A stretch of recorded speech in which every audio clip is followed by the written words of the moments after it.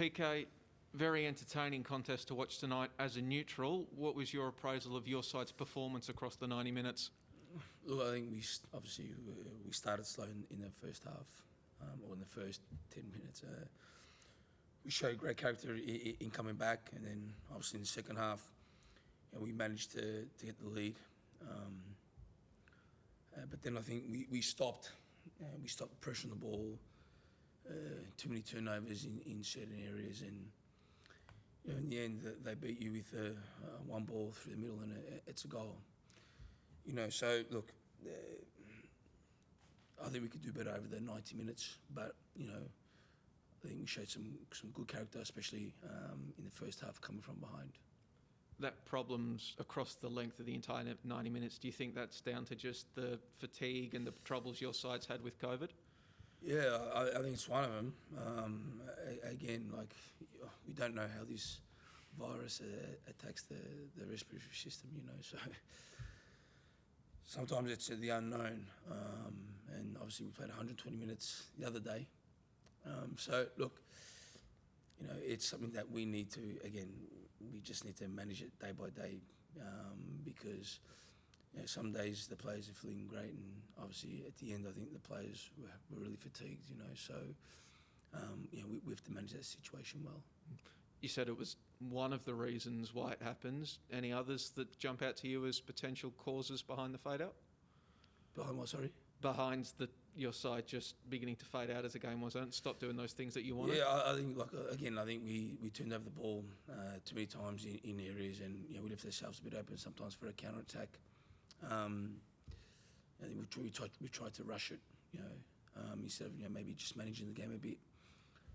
But again, that's something we need to look at, especially knowing that a lot of our players have had COVID. So it's one of those things that we need to look into and manage right.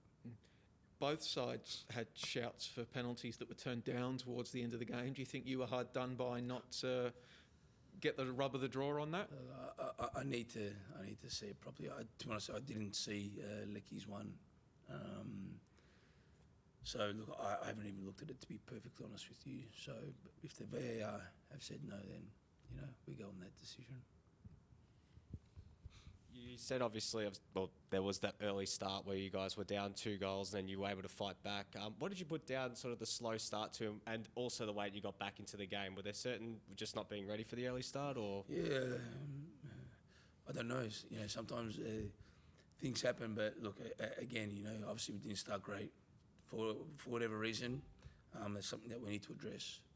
But again, look, we showed great character in coming back, getting the lead, and then obviously that they scored sort of towards the end-ish, not the end, but they scored, and we had their chance. We had chances. I think they had a couple of chances.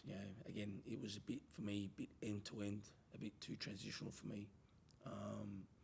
And again, maybe that's due to fatigue, but also not keeping the ball in the areas that we should. And Curtis Good missed again tonight. I guess, how's he tracking? I know he's had a little bit of a rough time. Yeah, it's a day by day thing. I can't really tell you the exact answer, but he's improving it, little by little. But obviously he's still not ready, to play.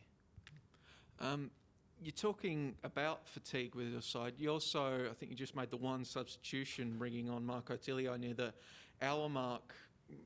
Why not? If your team is fatiguing, what's the reason behind maybe not turning to your bench a bit more? I think you've got 5 subs that you can use if you want. Yeah, we can use them, but it's up to me whether, I just think that, Lecky was close, got one good clear off the line.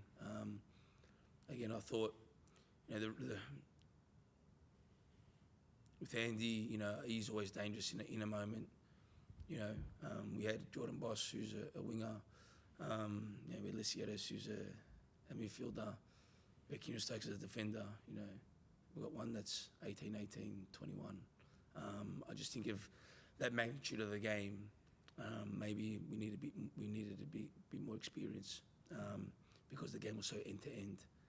Maybe in a different circumstance, that changes. But I just thought that what we needed was a bit of experience towards the end to manage the game. Stefan Kolikovsky was also on the bench. Yep. He's a number 9, played in the grand final last year. Yep. He's only played 3 minutes this season. Is he not doing something in training? Does he need to do something more in training to start earning minutes? No, well, if you see the last season in the first sort of 10 games, he was probably the same. Mm-hmm. He played limited minutes due to obviously Jamie, and obviously when Jamie left, he got his chance. With players in the squads, you need to keep pushing and pushing, and when that chance comes, I don't know. I can't tell you. But he's been training well, but he was also affected by COVID a bit later than everyone else. So I think he's trained 3 times. So again, it's one of those things I have to manage day by day to see how they are. Just on the substitutions, we've seen you make the change of Tilio for Berenger a few times. What's the thinking behind that change? What are you looking for when you're making that change? A few things. Obviously, Marco can play in between. Same with Florin. But if I needed to sort of change him positionally, I can, which that allows me to bring him on. And obviously, when we brought him on, he scored within a couple of minutes. So I think that was the right decision to make. Obviously, at that time today, but he allows us versatility if we need to sort of change positionally during the game. And would you imagine bringing Tilio on for perhaps one of the wingers instead at some point, or is he playing? Sorry. Would you envisage bringing Tilio on for one of the wingers for Naboot or Lucky at some point instead of Berenger, or do you see that as? Well, we've played Marco winger and obviously as an attacking midfielder, so he can do both. I just thought at that time we needed to put him more inside, and I think that in that way it sort of paid off with his goal. And just a word on Scott Jamieson. Obviously, had a disappointing game in the FFA Cup, but how did you assess his performance tonight, bouncing back? Yeah, Jamo's our leader. He leads by example. What was done the other day was done. Those games there sometimes we do penalty shootouts are a flip of a coin. Sometimes they go in, and I've said before, and sometimes they don't. And it didn't happen, but again, he bounced back tonight, and I thought he was solid at times, and he leads by example, and I'm sure obviously the disappointment of the other night, he's old enough and experienced enough, to move on, and we support him with that. And then just linking back to I guess the Christmas derby, really, when what we've seen in the last couple of league games is a bit more open in the way that the game's played out and a bit more goal mouth opportunities. Is that something that you've changed? Is that something that you're looking to do, or is that? Yeah, I don't understand your question. Before the Christmas derby, it felt like lots of your games were pretty tight and well contested, and you weren't giving away lots of opportunities. But the last couple of league games, we've seen the games be a bit more open, see more opportunities on goal. Yeah. Is that a change you're making tactically, or is that just happening? Well, if you look at the games before, I think Perth had 2 shots on goal. Western United had 1 or 2. Maybe Melbourne Victory, I think, had 1 or 2. Tonight there was maybe a few more. We don't want that, obviously. We want to minimise chances for the opposition. But again, like I said, the reason why I think today was because I think we gave the ball or possession away in areas that maybe we shouldn't have, and that's why you saw more end to end. Where before that, you didn't see that, and obviously, some teams, have more men behind the ball, and obviously tonight they didn't. They went for it, which is credit to them. But again, when I look at today, I think we gave the ball away in too many areas that nearly got us punished. Thank you.